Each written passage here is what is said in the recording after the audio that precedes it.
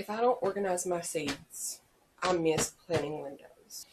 Now, this is the system that I use, and it helps me stay on track with my seed starting for our spring garden. Each crop that you start has a planting window or planting time frame. You can see them on the back of the seed packets themselves. You can also look to places that I use is the Farmer's Almanac, the old Farmer's Almanac, and Kellogg's. They both have planning calendars that you can use based off what zone you're in. Now, I am running behind on starting seeds, and I'm going to get my seeds organized so we can start seeds in our next video. If you are in zone 7A like me, our last frost date should be between April the 26th and April the 27th.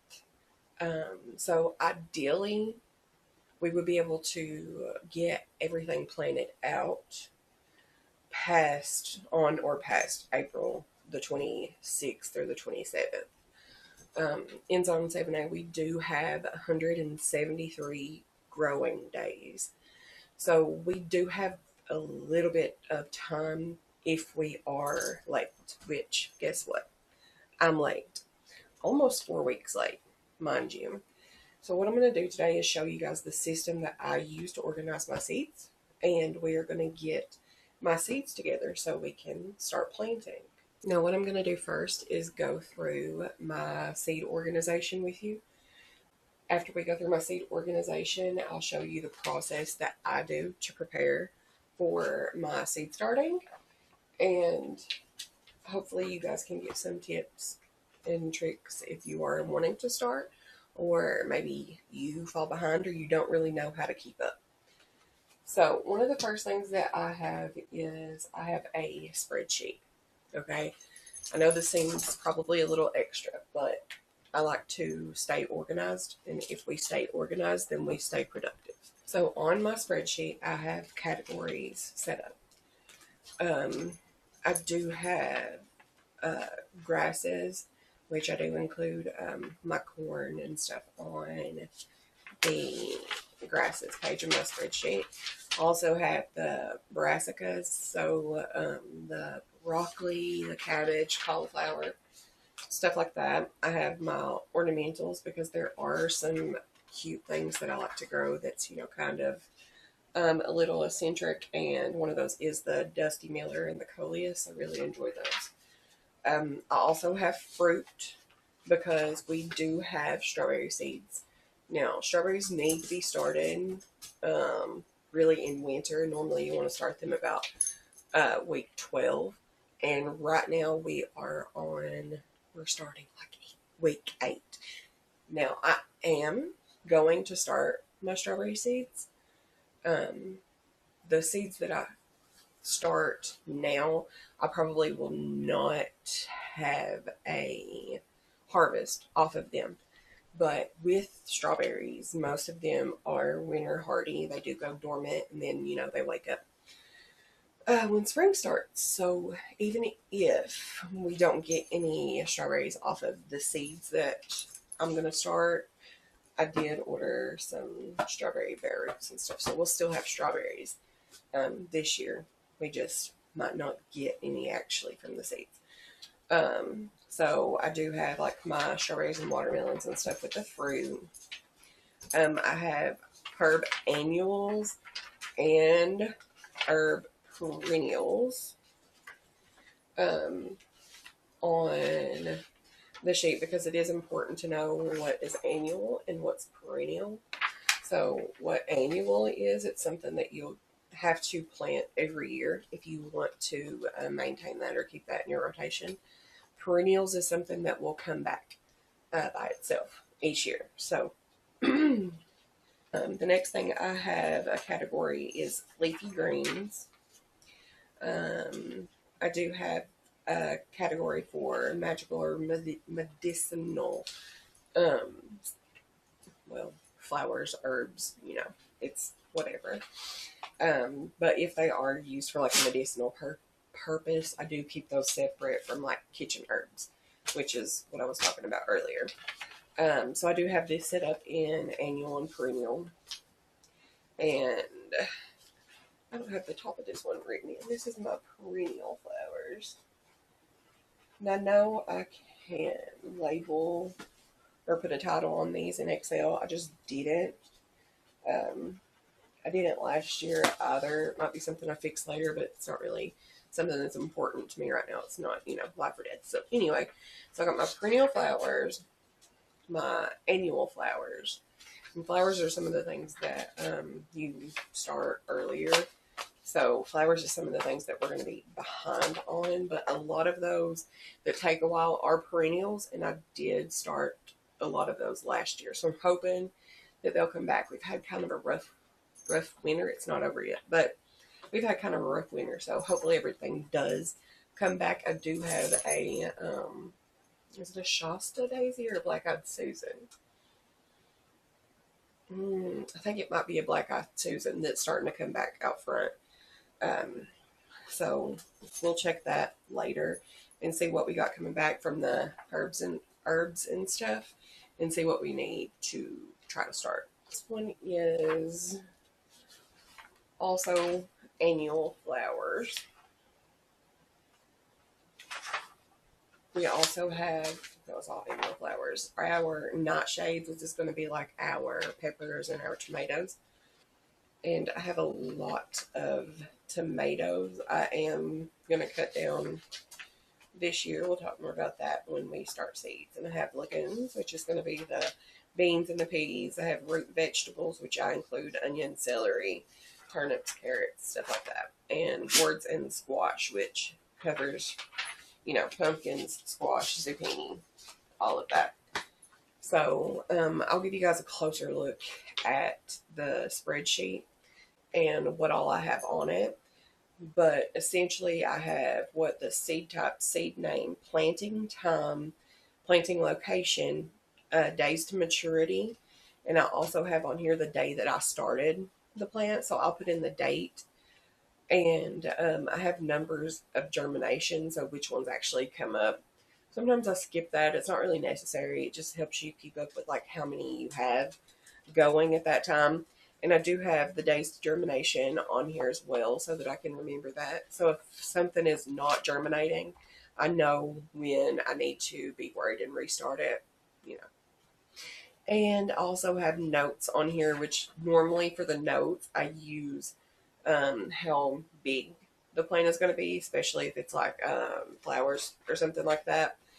And I'll also use that to mark things that I need to cold stratify, which does just require putting them in the refrigerator or the freezer. I always put mine in the freezer. Now, I'll show you guys my spreadsheet from last year.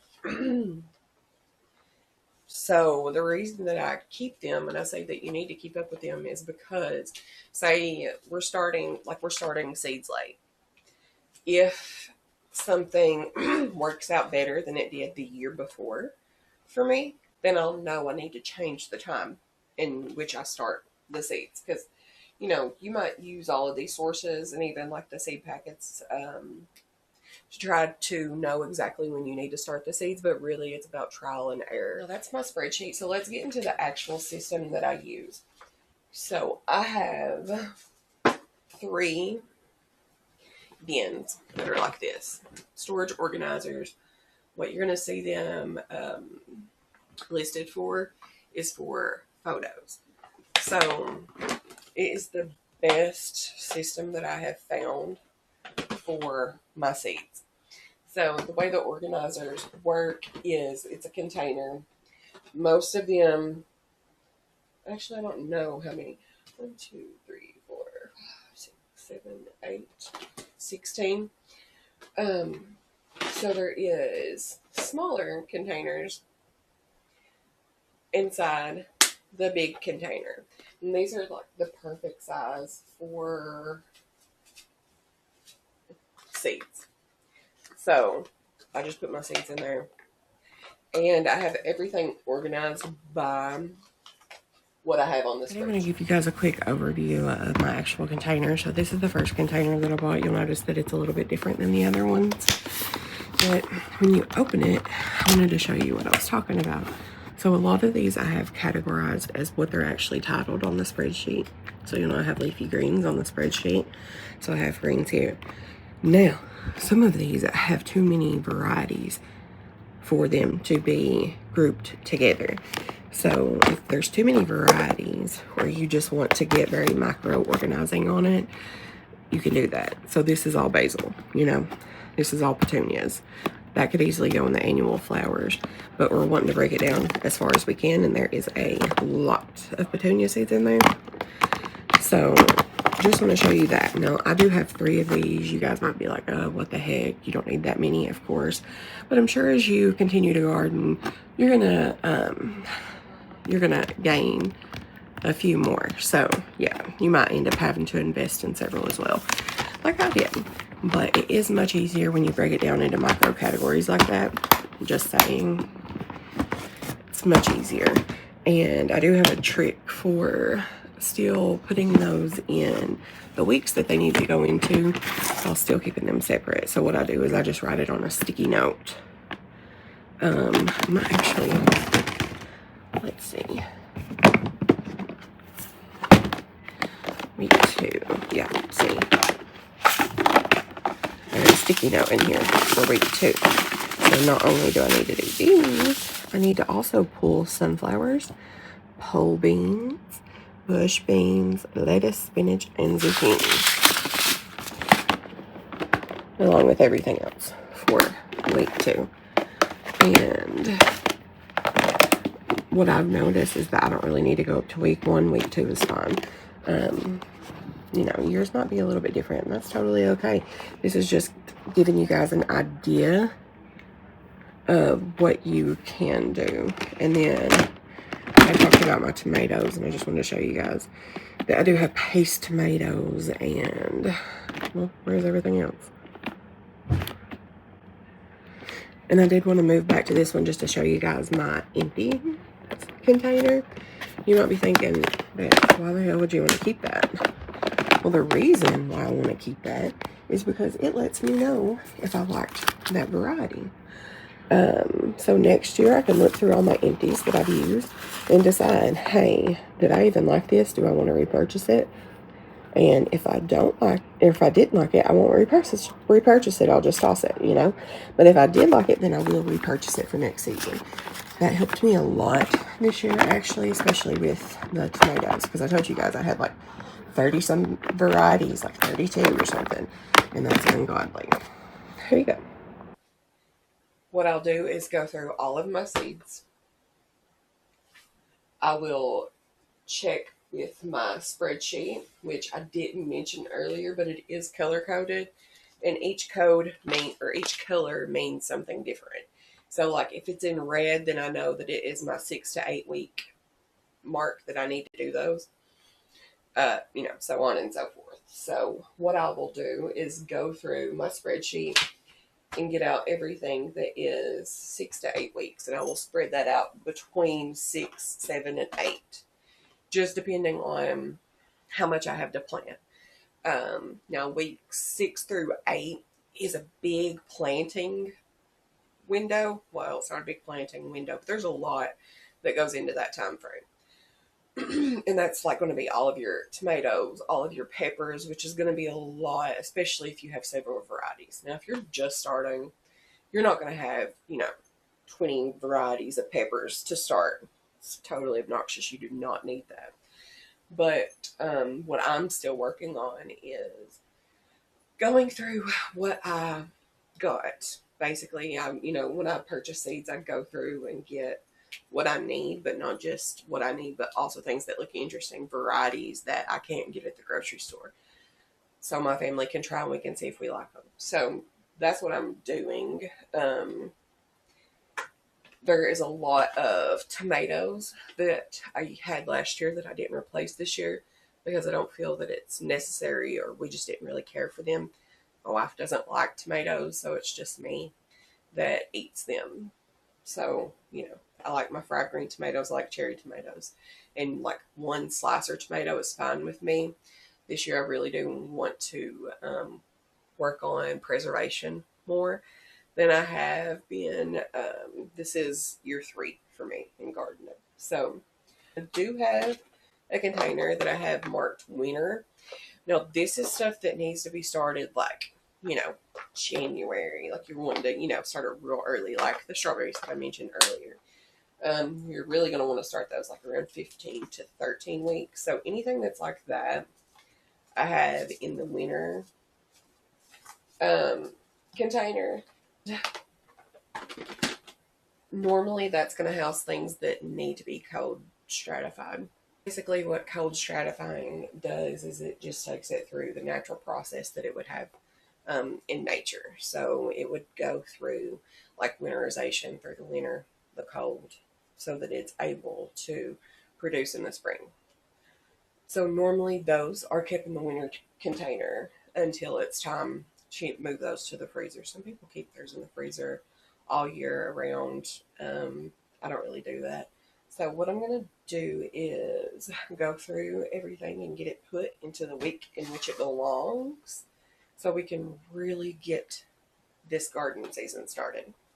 What this process is going to do is it's going to keep you from guessing.